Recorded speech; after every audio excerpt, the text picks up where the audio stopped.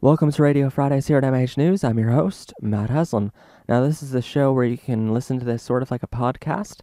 There's no video aspect to it because we're just trying to get, basically, it's 5 shows a week now, which is crazy. And we have the Q&A episodes on Monday, and then we have the mini topic Tuesdays, we have product review Wednesdays, and a main topic Thursdays. But basically on Fridays is just a show about the local news of what's been happening in the entertainment industry over the past week. And I think it's really cool because we get to showcase a lot more than what we normally get to showcase just on the Tuesday episode. Because what you guys might not know is the questions are basically per week basis, and it's mini topic Tuesdays is a per week basis, and we get to choose that every week. Normally we choose that topic sometimes on Sunday or Monday, and then we'll record it on Monday and release it on Tuesday. But then the product review Wednesdays, the product that we're actually reviewing is chosen sometimes a month in advance, and the main topic that we choose, like a how-to tutorial, is chosen sometimes a month in advance as well, and sometimes recorded a month in advance. So, it all depends on what episode it is, but of course, everything's done in advance, and truly we don't get an opportunity to really speak on some of the subjects that are happening in the entertainment industry. And this is kind of the show where we can do that and inform you guys of what's been happening out there and maybe talk about some solutions. This is also the show where we're going to bring a special guest artist onto the show. I know there's some people that we have in the works right now, such as an audio engineer, we have a VFX artist, we have a musician that are really great at what they do. There's some of the people that we reach out to, such as like on Q&A episodes. A lot of times what happens is, I'll know the answer off the top of my head, but then there's also sometimes when the answer isn't so obvious for me, and I want to check with some of my advisors just to make sure what we're saying is 100% accurate in the industry, just so that we're not basically speaking out of turn.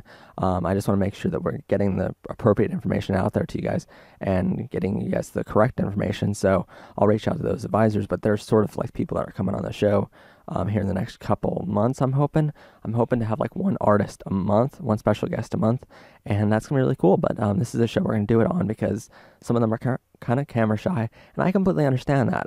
These are behind the scenes people that are normally, dressed in all black and blacked out stadium or something like that. So this is not a thing where they're normally on stage. So we're going to have them on this show or maybe even a Thursday episode. I'm not quite sure, but it's just a matter of scheduling it right now. But today we're going to talk about 2 things. And the first is, I don't know if you guys heard about this story. It's been happening, it's all over social media. It finally made its way to, CNN, the major news networks out there. And was in a recent email on the ASCAP daily, the daily ASCAP email they sent out to all their members and stuff like that. It's been on there, different blog posts about it.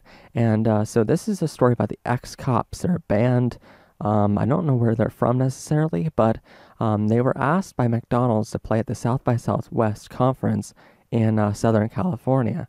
And what South by Southwest conference is, it's actually annotated here as SXSW, South by Southwest. And they're a conference mostly for indie musicians, indie filmmakers, not quite A-list artists or B-list artists yet. They're typically, C-list or below artists. And they just basically get asked to perform at this thing. And this is a real intro to the industry. It's how you get your name out there, apparently. But it's a big conference for musicians and filmmakers to really become a C-list artist or a B-list artist later on. And this is typically the footprints to get that later on. So to a certain extent, there is some exposure value in this. But then McDonald's asked ex-cops to play at their booth. And if you guys aren't familiar with this, what happens is all the companies have booths at the show, and they'll have a band or a filmmaker come over and just, perform a little bit, perform a song, answer some questions, do a signing or something like that. They'll have filmmakers there showing a scene from their movie on video screens or whatever basically works for the company and the filmmaker or the band. So basically what happens here is they'll ask them to perform or whatever happens, and then they'll typically pay them. South by Southwest says, it's typical that the band gets paid by whoever is asking them to play. So they know, the bands all know that, McDonald's is getting something out of this by having a performer perform at their booth. So it's going to attract people to come to their booth. So, ex-cops are saying, we're going to be really advertising you guys for a few minutes and get you guys some business. And McDonald's made an announcement on their page, if anybody comes over to our booth during the conference here, we're going to be giving away free burgers to everybody. And so it's a really big deal for them, I guess. But then what they did was in their email, in the preliminary version to this, before the conference actually happens, it's all emails between the band and McDonald's. And McDonald's, one of their executive team of, this marketing division, I guess, emailed ex-cops and said, can you perform for free? And I just want to word it right here. This is a quote from their email to the ex-cops. Quote, "There isn't a budget for an artist fee, unfortunately," end quote. And ex-cops went to Facebook with this, made a huge deal on Facebook about this, and made a story on here, and claims as of 2013, McDonald's is valued at $90.3 billion. And so it's a major company out there, definitely that has the budget to pay for this kind of thing. And, probably has a budget to go to the show and has an expense account for this kind of thing. So they basically said it's customary for us not to pay for artists. It's customary for nobody to pay for artists to perform at their booth. And in a response they had, basically after this Facebook post happened, the Rolling Stone magazine picked it up and said, no, this is really unfair. And so they did a story on it. Rolling Stone magazine reached out to McDonald's first and asked them, what's your take on this whole thing? And they said in their conversation with Rolling Stone, McDonald's claimed, this is customary for us to do. This is protocol. Quote here, "We follow the same standard protocol as other brands and sponsors by inviting talented and emerging musicians to join us at the South by Southwest Festival. We look forward to serving McDonald's food, drinks, and fun in Austin. Slow News Day. # Slow News Day." End quote, by the way. And ex-cops, what McDonald's didn't know is ex-cops were asked by many other booths, many different companies that are going to be there as well, and they're being paid at every other booth. Much smaller companies than McDonald's are paying them to perform.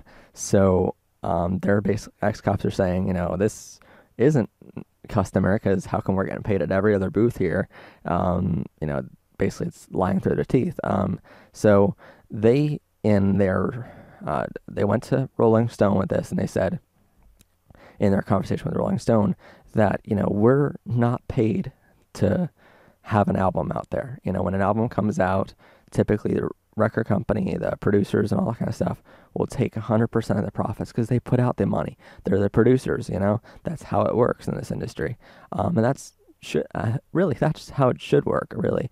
The producers are putting the money out there, in my humble opinion, the producers are putting the money out there. So, how isn't it their reward in the end? Sure, the musicians and all should be paid, but, not necessarily a percentage of sales, because the producers do put big money into this. That's how it works.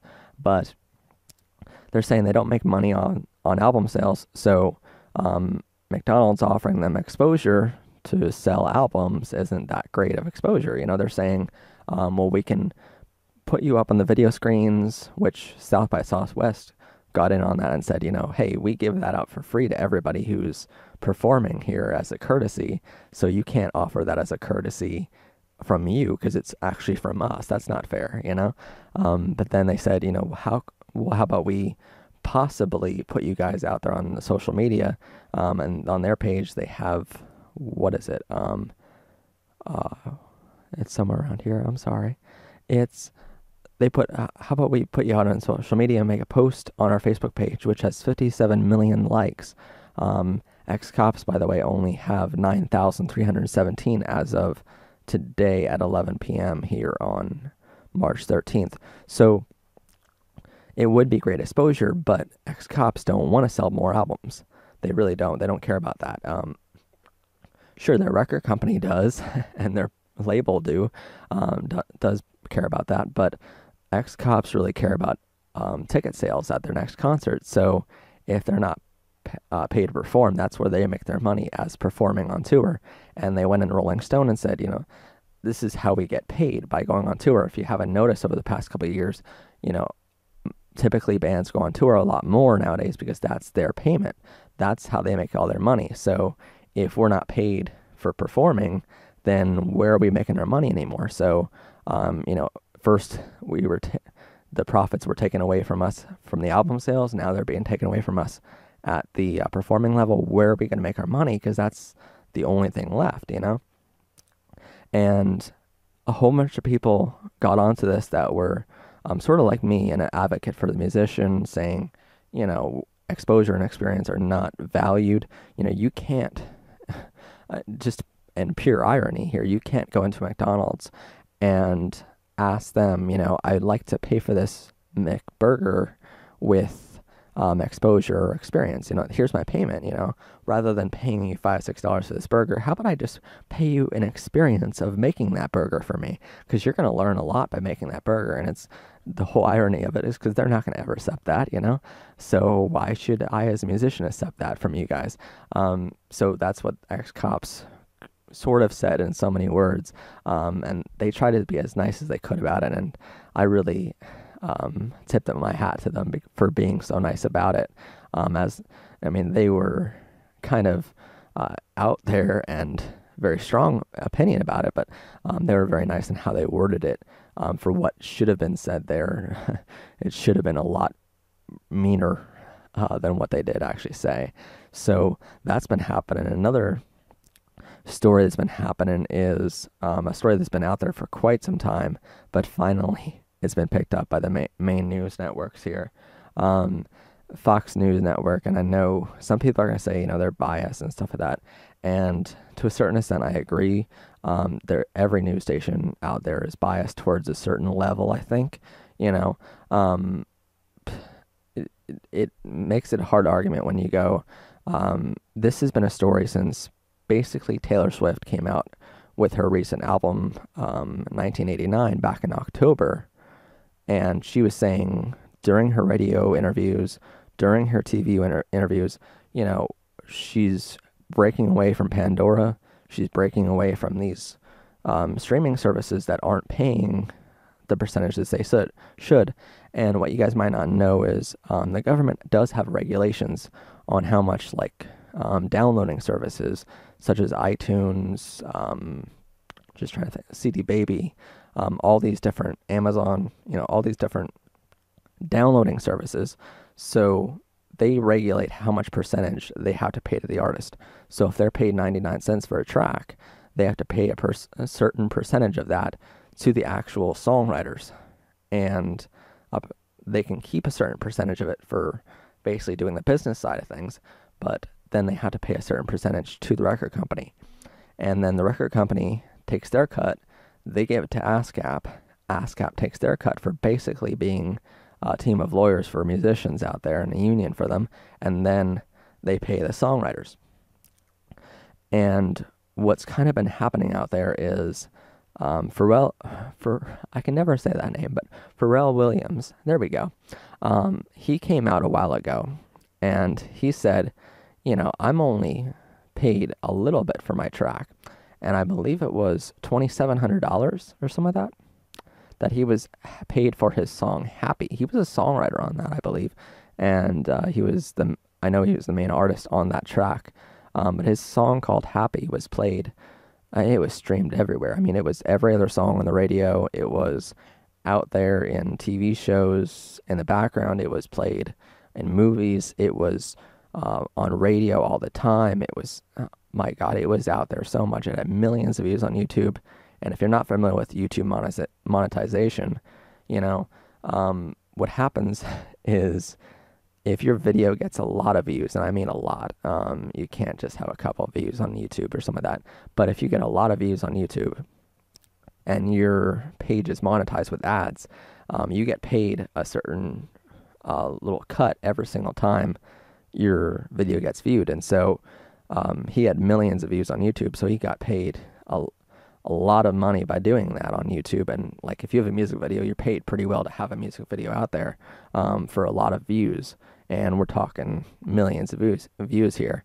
They had to be paid before you start making money. But what happens is, he was obviously making money off this track, and everyone thought, Happy had to gross millions and millions, and it did. The record companies, YouTube, iTunes, all these different downloading services, streaming services, were all making millions off this track. And then he, as a songwriter and the main artist for this, only got paid $2,300 for doing this track. And, he's the one that had the original concept for it. He was the main artist, and he made everybody else in the system millions of dollars besides himself. And $2,300 is, pocket change to those kind of people, So how did they go about doing it? How was he paid so little for what he did? And basically ASCAP is out there fighting for them and saying, hey, this isn't right. And Taylor Swift came out a little while ago and said she's breaking away from Pandora because they're not regulated by the same regulations the government has, because they're a streaming service. There's different laws and stuff like that allow them to skate around this. And so a lot of people are breaking away from Pandora and other streaming services because of that. And so Fox News finally did their report on this, and it basically advocates for the songwriter and says, how come Pandora can get away with this? And it's just not right. I mean, there should be laws in place for everybody, and unfortunately, laws don't keep up with the technology because technology goes so fast nowadays. I mean, they just finally came out with the regulations for drones, and that drones have been out there for quite some time. So, obviously laws come behind technology, and technology is going to be faster no matter what you do, I think.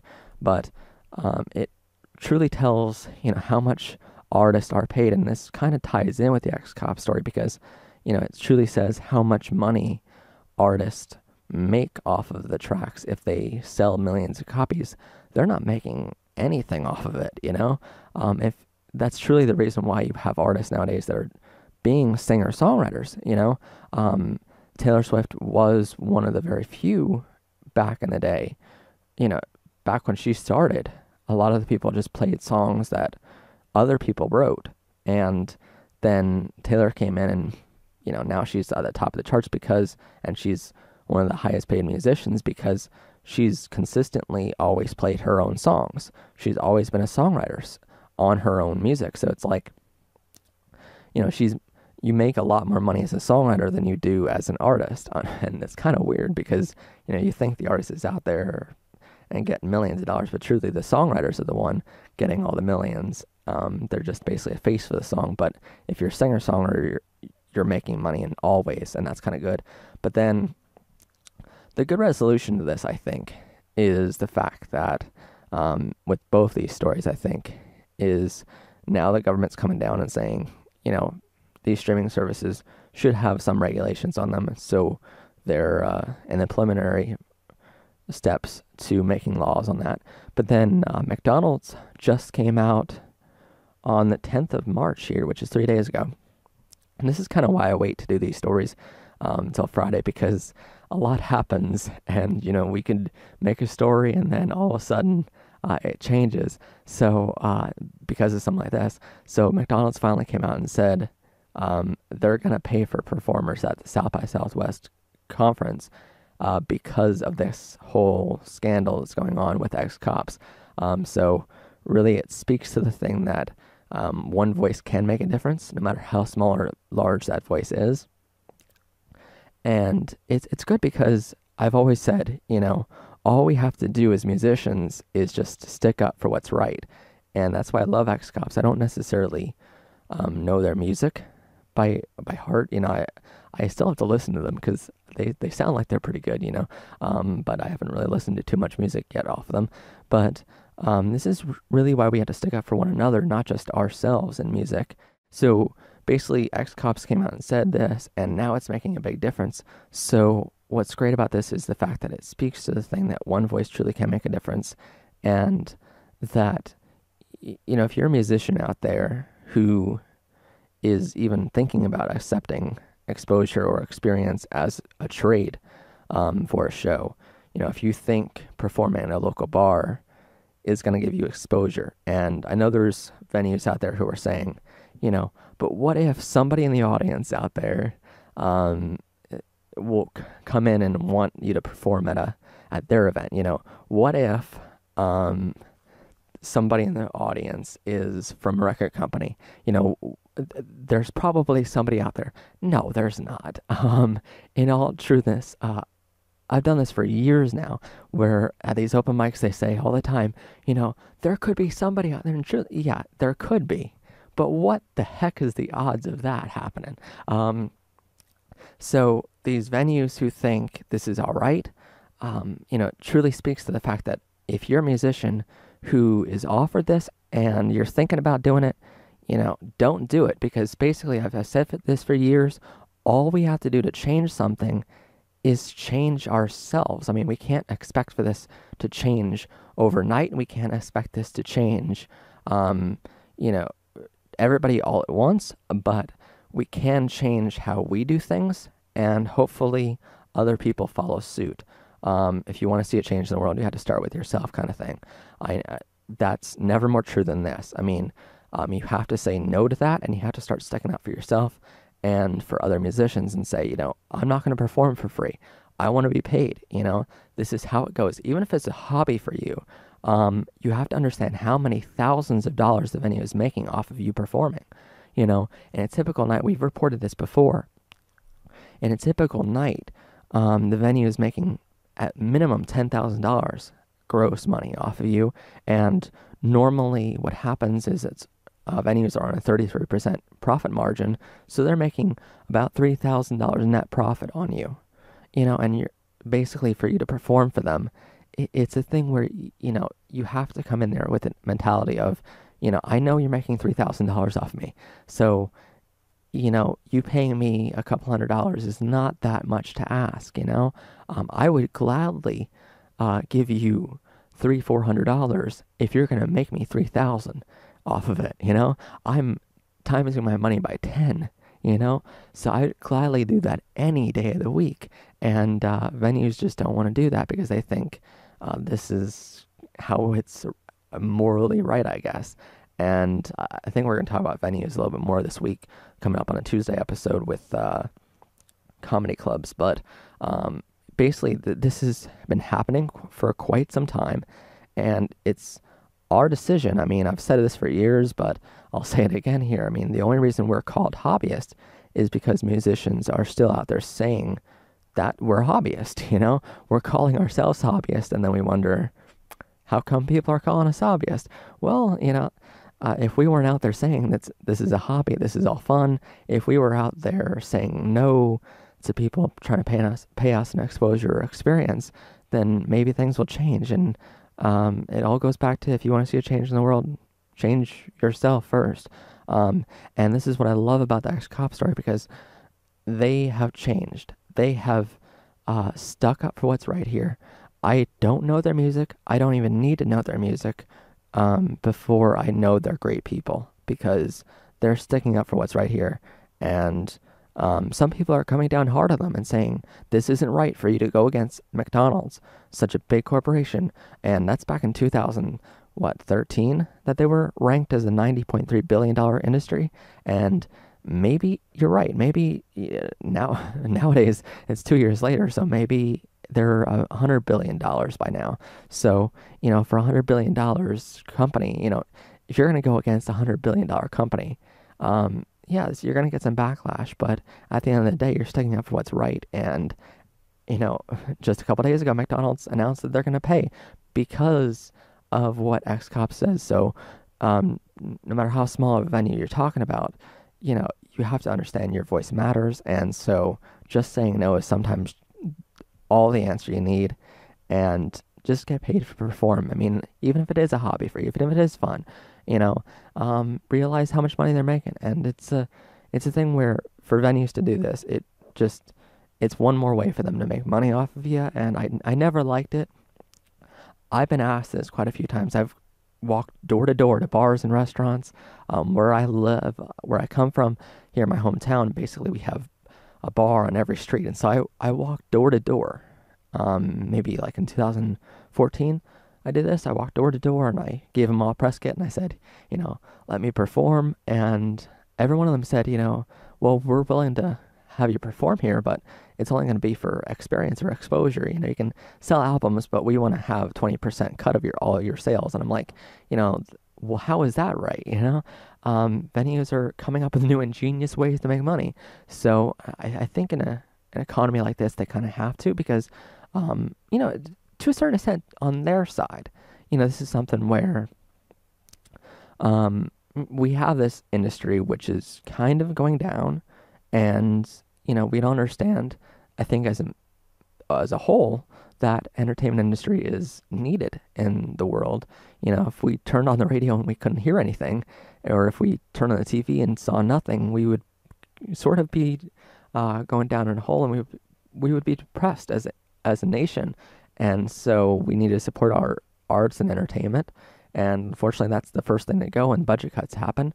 And same thing with venues. I mean, the first thing to go is the entertainment for the night, and they think, well, we can survive without the entertainment. And it's harder to survive without the entertainment, but it's hard to survive with the entertainment as well. I mean, how much can you support? How much can you pay a performer? So to their credit, yes, they're trying to make money in every way possible, but at the same time, this is how we make our living in the entertainment industry. If you live this as a career, it's definitely difficult sometimes as a musician. If you're only a musician, luckily for me, I have the audio, lighting, and film side behind me and stuff like that. But if you're just a musician, I used to be that. I used to live that life 9 to 5 every day, back in high school. This was my only job.